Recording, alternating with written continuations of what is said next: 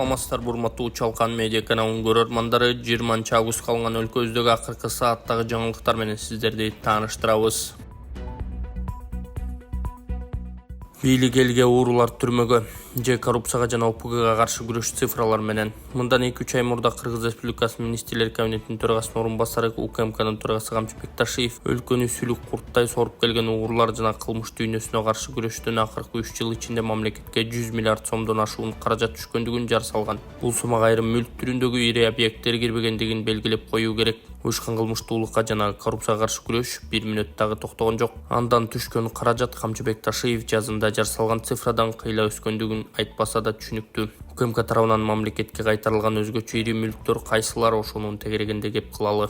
Көлбаевдин империясы мыйзамдагы ууруу УКМКнын атайын операциясы учурунда жок кылынган. Камчы Көлбаевдин белгилүү болгон байлыгы 1 миллиард доллар деп айтылды. Ага таандык 700 батир, 80 миллион сомдук жылкылар, Бишкектеги Чүй проспектисиндеги Айпери имараты, Каракол базасынын жанындагы 2 гектар жер, Күрөмөнтү цемент заводундагы 93% үлүшү, Моко кофейнясы, Булат аңчылык клубу, ошондой эле кымбат баалуу унаалары, жер участкалары мамлекетке кайтарылып алынган. Крематалыкка тиешелүү таажысынын өзү алтын жана бриллианттан жасалып, баасы 500 000 доллар турган. Райым миллиондун дүйнөсүнө бажыдагы мыйзамсыз түзүп алган схемасынын урматы менен байып, Кыргызстандагы эң көрүнүктүү жана таасирдүү адамга айланган. Райымбек Матраимов мамлекетке жалпы суммасы 34 миллион 810 000 долларлык мүлкүн өткөзүп берген. Анын ичинде Байташ Тауэр турак жай комплекси, Эльдорадо соода комплекси, РМ спорттук клубу, Кара Суу жана Ысык Ат райондорундагы бажы терминалдары бар. Крематалык Камчы Көлбаев менен бажычы Райымбек Матраимовдун мүлктөрүнөн эле буга чейин Кыргызстанды кимдер башкарып келгендигин таасын болуп турбайбы? Көрсө мамлекеттик уруулар менен бандиттер башкарып көнүп калган экен. Анткени менен мыйзамсыз жол менен байыгандардын тизмеси ушулар менен эле чектелип калбайт. Тизмени улантсак, Жогорку Кеңештин экс-депутаты Борис Саңгатаандын Куркурдоо комплекси мамлекетке кайтарылып алынды. Алкомагнат Шаршенбек Абдыкеримовго таандык 2 аюу арак заводу жалпы жонунан мамлекетке 10 миллиард сом зыян келтиргени айтылган.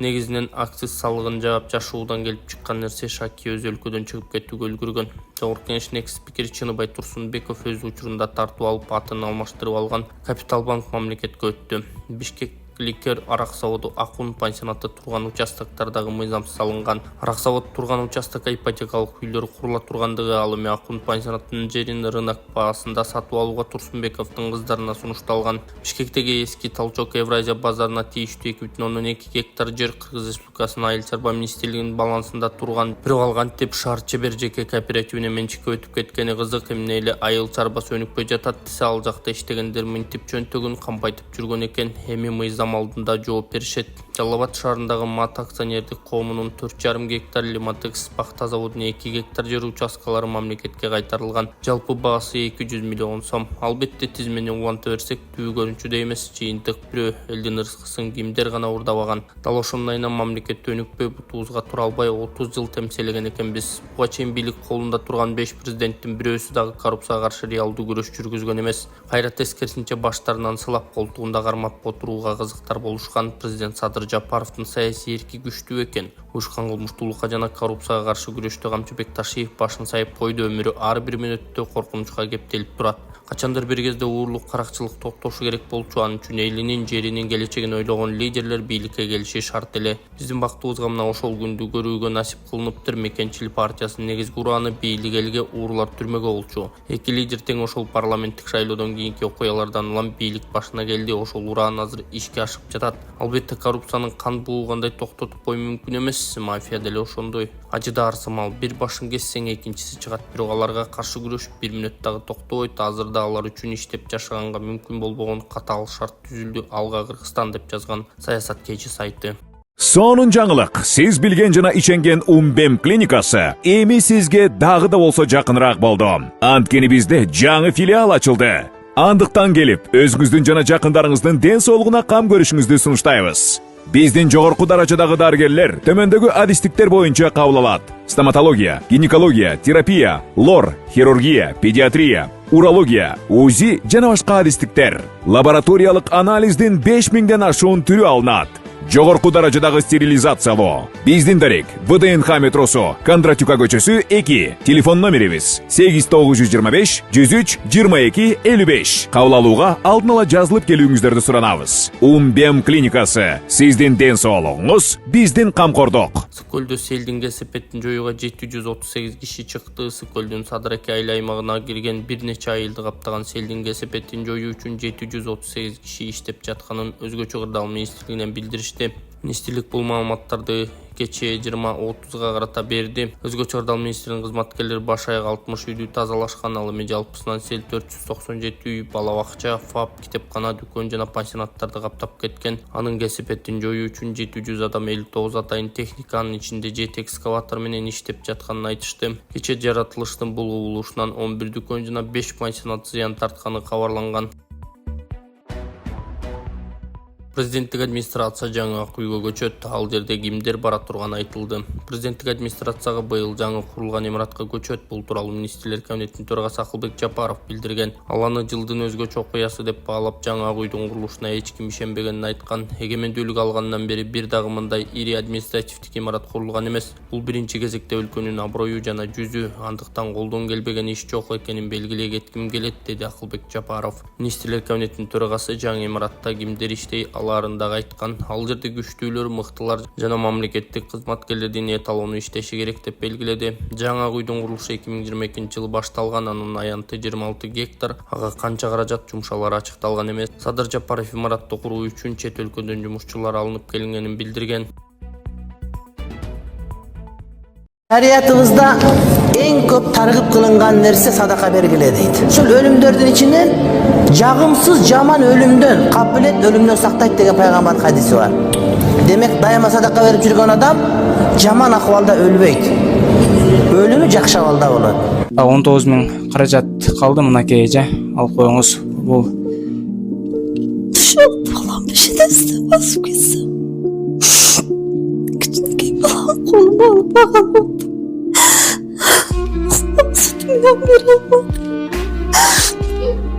Эл үмүтү фондуна колдоо көрсөткөн, ушул эжебизге жардам берген баардык адамдарга Алла ыраазы болсун. 19 000 каражат жетишсиз болуп турат. Ошого кеңири ушул реквизиттерге эжекебиздин жолдошунун Эмбанкы Курстанбек Б деп чыгат, Мукамбек Б деп Сбербанк чыгат. Туугандар, ошого кеңири өзүңүздөрдүн акчаңыздарды салып которуп кое берсеңиздер болот.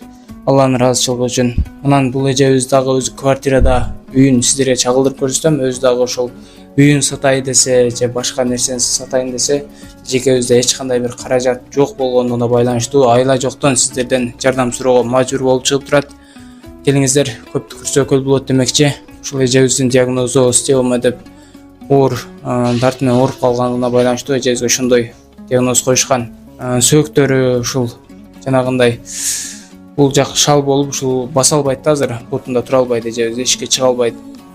Алла ыраазы болсун. Жардам бергендерге. Эмнени каалайт элеңиз азыр? Ушул балам бешедесте басып кетсем. Кичинекей балам колума алып баган болду. Сүтүмдөн бере алмадым. Келиңиздер туугандар, эжебиздин сатарга эч нерсеси жок.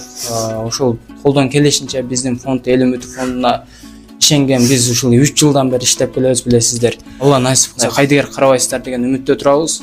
Которуп, колдон келишинче ушул видеого лайк басып, болушунча таратып, ушул реквизиттерге алып кеткен реквизиттерге өзүңүздөрдүн ыхсаныңыздарды салып, кеңири которуп кетсеңиздер болот. Бишкекте бийик кабаттан секирейин деген жаран белгисиз себептен көчөдөн көз жумду. Бишкекте жаран белгисиз себептерден улам каза болду. Бул тууралуу 1-Май райондук милициясынан билдиришти. Белгилүү болгондой 9 августта болжол менен саат 22:40 милицияга Жибек жолу проспектисиндеги Кыргыз Улуттук университетинин имаратынын 3-кабатынан белгисиз жаран секиргени жатканы тууралуу маалымат түшкөн. Жерине барган милиция аталган жаран менен сүйлөшүүгө аракет кылган. Ал милицияга баш ийбей көчө жакка чуркап чыгып, ары бери чуркап, андан кийин өзүн жаман сезип каза болуп калган. Учурда маркумдун өлүмүнүн себептерин аныктоо үчүн соттук медициналык экспертиза дайындалып, тергөө амалдары жүрүүдө.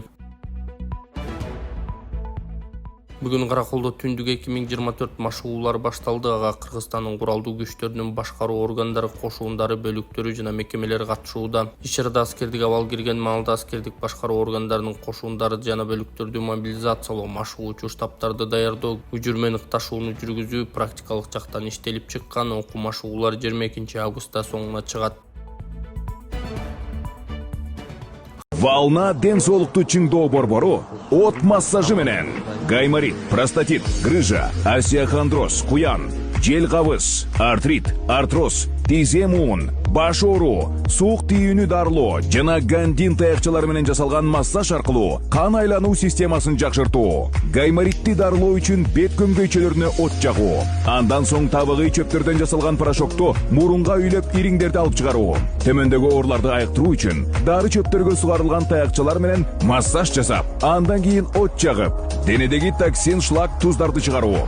Бизге келип, кепилдик менен ден соолугуңуздарды чыңдап кетиңиздер. Акылбек Жапаров Тажикстан менен чек ара боюнча сүйлөшүүлөр жыйынтыктоочу баскычта турат. Садыр Нуркожоевичтин күчтүү эрки жана Камчыбек Кыдыршаевдин командасынын ишин жыйынтыгы менен Кыргыз-Өзбек чек арасы толук такталып бүттү. Бул тууралуу Министрлер Кабинетинин төрагасы, президенттин администрациясынын жетекчиси Акылбек Жапаров администрациянын кызматкерлери менен өткөргөн 19 августтагы кеңешмеде айткан. Чек ара маселеси биздин жарандарды тынчсыздандырган көйгөйлөрдүн бири болчу. Баткен облусунун бир эмес 2 жолу калыбына келтирүүгө туура келди. Садыр Нуркожоевичтин күчтүү эрки жана Камчыбек Кыдыршаевичтин командасынын ишинин жыйынтыгы менен Кыргыз-Өзбек чек арасы толук такталып бүттү. Азыр эми Тажикстан менен чек ара боюнча сүйлөшүүлөр жыйынтыктоочу баскычта турат, деген Жапаров.